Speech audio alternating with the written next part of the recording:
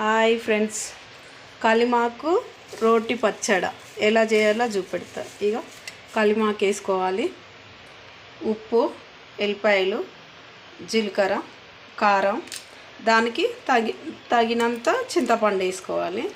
వేసుకొని మిక్సీకి కానీ రోట్లో కానీ నూరుకోవాలి ఫ్రెండ్స్, బాగుంటుంది.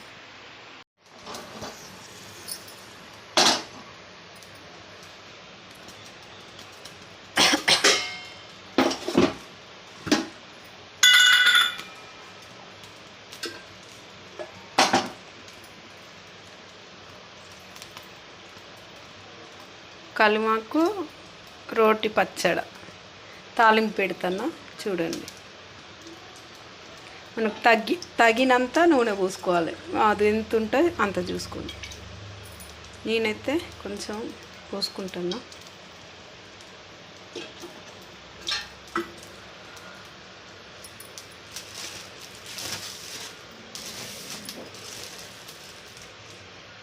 నేను శనగపప్పు తాలింపు వేసుకుంటున్నాను,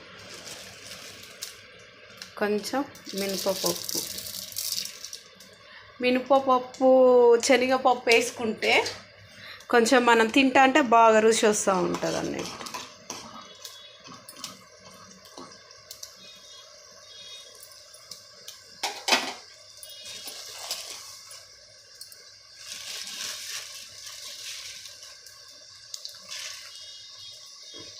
కొంచెం జీలకర్ర వేసుకుంటున్నా.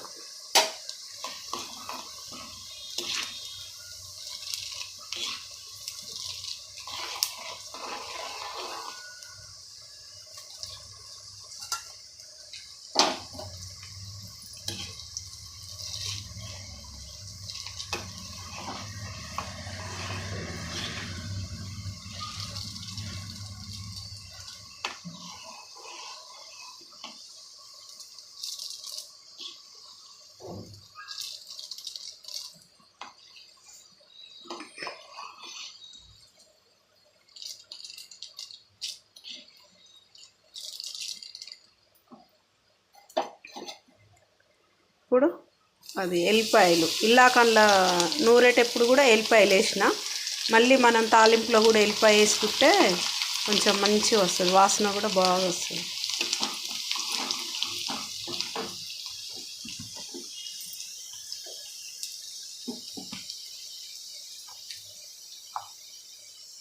కొంచెం పసుపు కూడా వేసుకుంటే బాగా వస్తుంది. తాలింపు కూడా బాగా వచ్చింది. మినపప్పు ఇట్లా మామూలుగా వస్తే మాడకుండా బాగుంటుంది. ఇదిగా పచ్చడి నూరిన అదేమేసి చింతపండు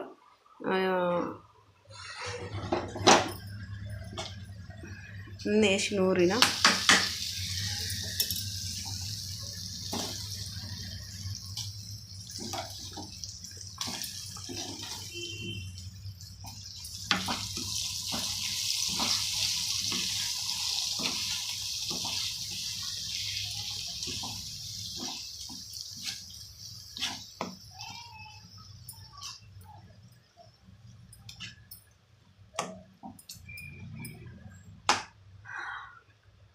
కలిమాకు, చింతపండు, ఉప్పు, కారం, ఎల్లిపాయలు వేసి నూరిన, మళ్ళీ మినపప్పు శనగపప్పు వేసి తాలింపు చేసిన కలిమాకు రోటి పచ్చడి రెడీ.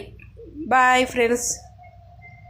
కలిమాకు రోటి పచ్చడి. కలిమాకు చాలా మంది ఏం చేస్తారంటే అన్నంలో వస్తే తీసి పిల్లలు పక్కకి వేస్తూ ఉంటారు, తినరు. ఇట్లయితే మంచిగా తింటారు, నెత్తి జుట్టు కూడా పెరుగుతుంది, ఆరోగ్యానికి కూడా మంచిది కలిమాకుతో పచ్చడి చేసుకొని తింటే. Hi friends.